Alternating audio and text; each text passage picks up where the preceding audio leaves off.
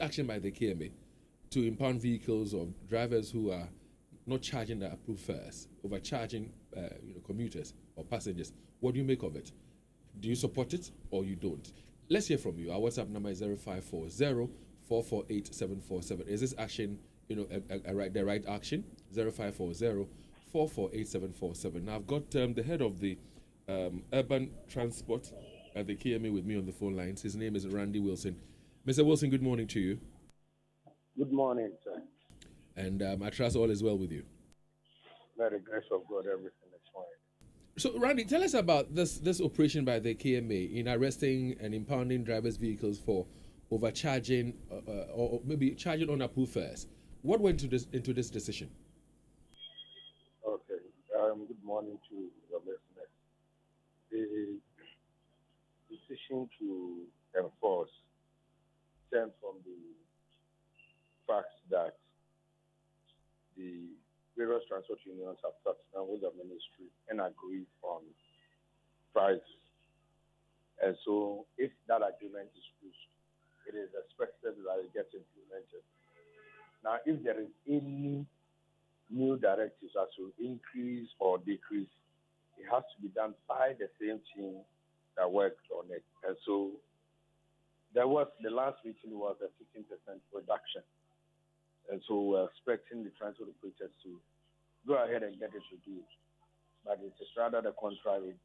And now for places that they are supposed to charge 3 cedis 50 per square or yield 5 cedis, they charge as high as 15 cedis, indicating that they are extorting the passengers heavily. And so the enforcement decision was triggered in actual sense from the 24th of May all the way up to 2 days ago. Nobody has been arrested charging beyond the approved fare. But we kept on educating and engaging the operators.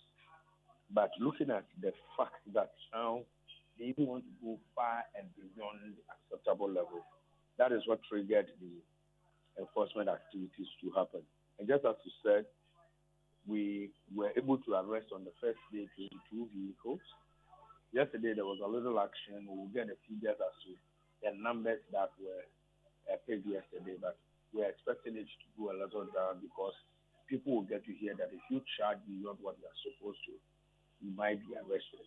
And so this is what triggered the whole process, the decision to ensure that when laws are established, when agreements are reached, people obey them and do what they are supposed to do. Randy, how is the assembly able to tell whether they are charging the approved fares or charging more than the approved fares? How do you go about this? Okay, so there are 3-4 different ways. The first one is as it is happening. So you will see somebody standing by the vehicle and then mentioning that is 15 cities or I would want to ask for 20 cities or something of that sort. So that's the first one. The second one is as you are going along and the person tells you that the driver or the mate tells you that instead of 3 cities, 50 pesos, you are going to take 10 cities.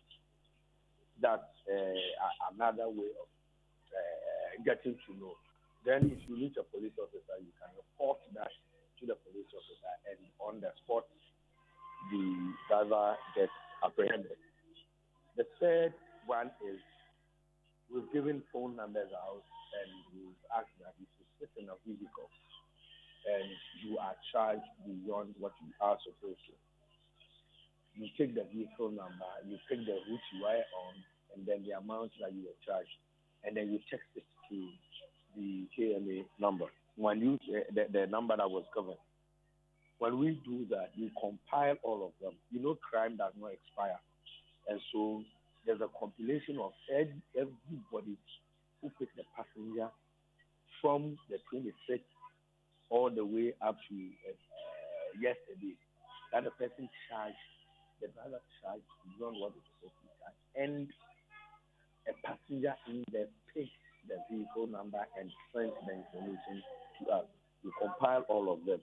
And that is also going to be the third way of ensuring that the culprits are arrested and then dealt with. So these are the, let's say, the three ways of getting to know if somebody is charging the approved the rate or going beyond it. So first of all, if I heard you correctly, you're saying that the first means for you to detect this is when the passengers in the vehicles report to a police officer. Yes. The second bit is when you have given out the telephone numbers and the passengers take a picture of the vehicle and the number plate and they report to you. Now, for the phone in bit, how are you able to verify whether the passenger is telling the truth or not telling the truth or something That's like that? the point that we were also thinking about the same thing, because if I don't like it and I know David's car number and I know that he works on the Kochi road, I can easily say David is charging me beyond the acceptable level. And that is why we say on the spot issue, these ones are live as it happens. As you are standing in the room and touting the lot of equity beyond what you are supposed to take. Or you are in the car moving, they are asking you to pay more than you are supposed to charge. You meet a police officer and you report.